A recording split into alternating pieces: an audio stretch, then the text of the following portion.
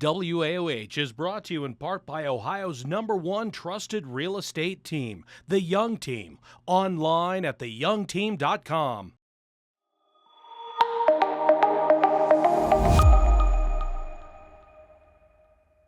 Welcome back to AOH Primetime as we continue our series interviewing caseworkers and those who work for Summit County Children's Services to serve families in the Akron area and Summit County, children in need.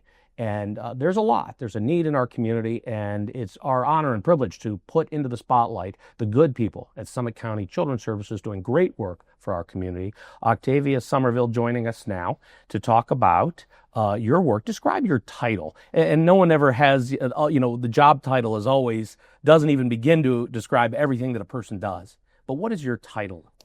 So I'm an intake caseworker at Summit County Children's Services. And you were just telling me that part of your work is when there is a situation or maybe a call that you need to go out into the field and do an assessment. What does that involve? Correct. So whenever we receive a report, it's usually regarding safety of a child. So we're going out and we're meeting with the family regarding those reported allegations. Sometimes it has to do with the parent. Sometimes it might be a caregiver.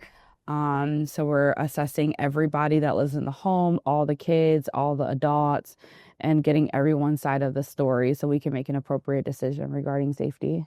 The information that you collect or the work that you do is sort of in between maybe a call from the hotline or from a school guidance counselor or any other, wherever a call can come from, and then you're presenting this information to your supervisor, and then that goes into making a decision about the case plan or what's going to happen. Correct. What are the different levels? You mentioned as we were talking that you do an assessment for safety levels.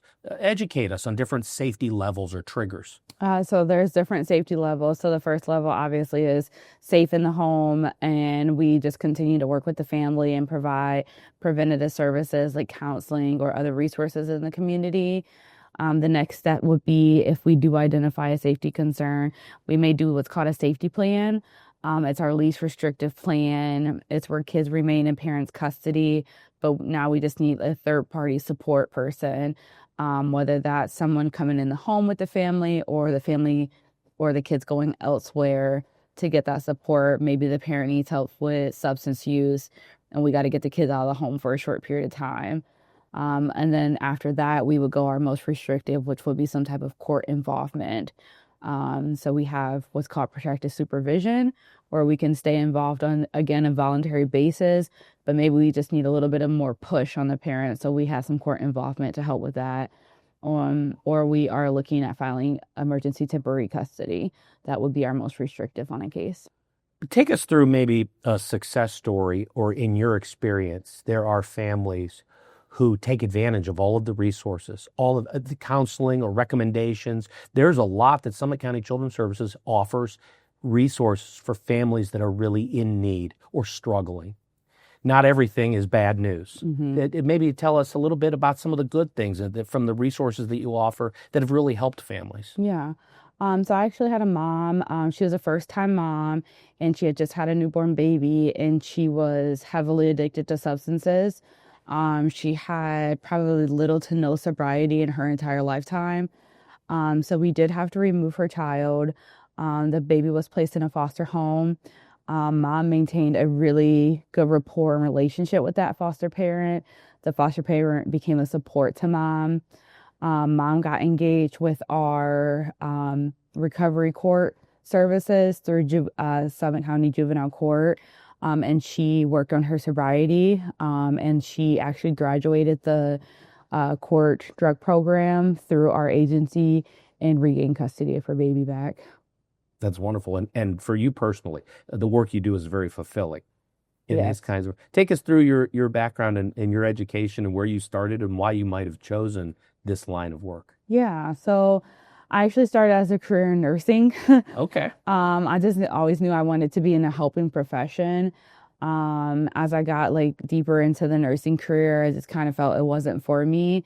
I was also doing psychology classes, minoring in psychology. So I just went ahead and did the switch over and went to major in psychology. I got my bachelor's degree in 2011. At that time, there wasn't really much I could do with my bachelor's degree, so I learned quickly that I needed to go back to school. And they have all these like different assessments you can do of like, what career path would you take?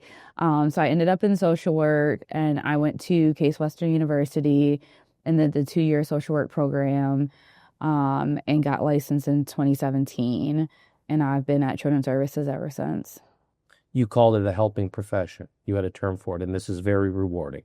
Yes. And this example you had of this mother in need, maybe the public needs to know.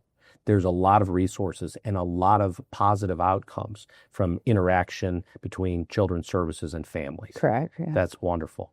Well, thanks for all you do. Thanks for being with us. And thank you for watching as we continue our series, putting the spotlight on the great people at Summit County Children's Services and the need in our community, the need to continue to help families and children. We'll be back with more right after this. Stay with us.